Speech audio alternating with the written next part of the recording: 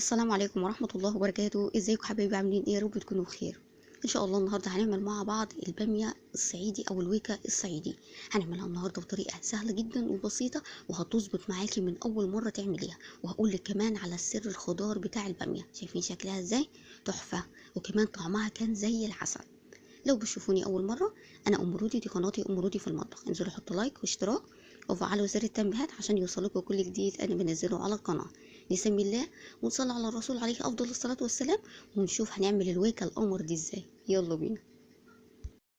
اول حاجة كده عندي كمية من البامية. الكمية على حسب ما انت عايزة ربع، عايزة نص، عايزة كيلو، زي ما تحبي. بس انا عامه بحب الباميه او الملوخيه الخضراء تبقى على قد الغدا بس، لان انا ما بحبش الملوخيه او الباميه تبات. علشان كده انا عامله كميه قليله، انتي عايزه تزودي زي ما تحبي.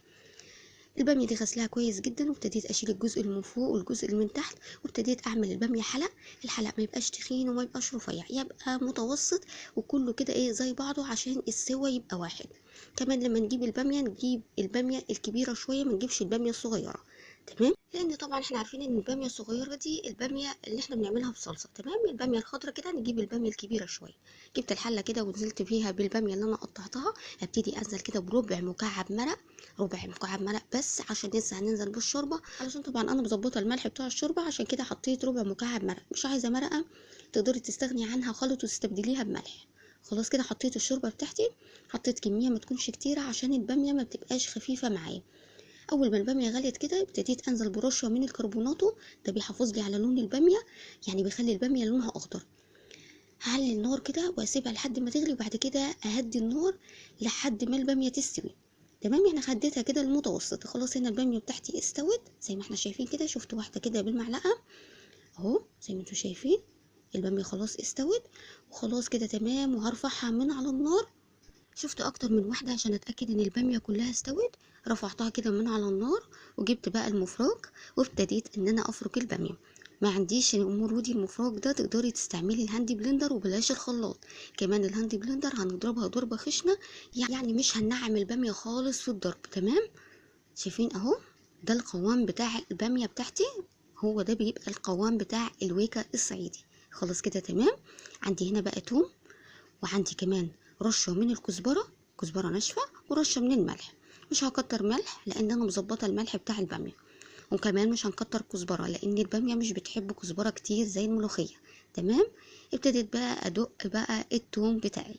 انا ما بحبش اعمل التوم بتاع الملوخيه الخضراء او الباميه في الكبه، لان انا بحب اعمله كده بالهون. انت بقى عايزه تعمليه في الكبه زي ما تحبي. خلاص كده تمام. في طاسة على النار عندي كده معلقة سمنة كبيرة محترمة كده، وهبتدي انزل بالثوم، وهنعمل الطشة بتاعت البامية زي الطشة بالظبط بتاعت الملوخية الخضراء.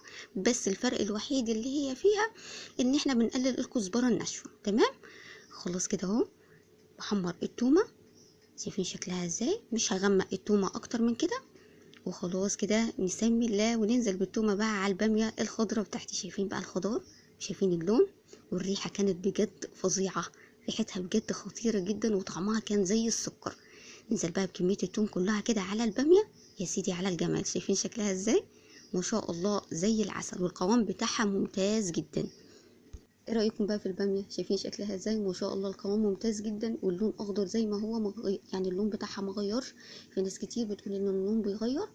لا، جربي الطريقه دي ان شاء الله هتعجبك. واهم حاجه بعد ما تعملي الطشه بتاعت الباميه ما تغطيش الحله على طول، لان الباميه لونها بيغير لو انت غطيتي الحله على طول. يعني هسيبها 5 دقايق كده مكشوفه، وبعد كده نغطي الحله. بتمنى النهارده طريقتي للباميه الصعيدي او الويكا الصعيدي تكون عجبتكم. ولو عجبتكم ما تنسوش اللايك والاشتراك في القناه وتفعيل زر الجرس عشان يوصلكم كل جديد انا بنزله على القناه. استودعكم الله، والسلام عليكم ورحمه الله وبركاته.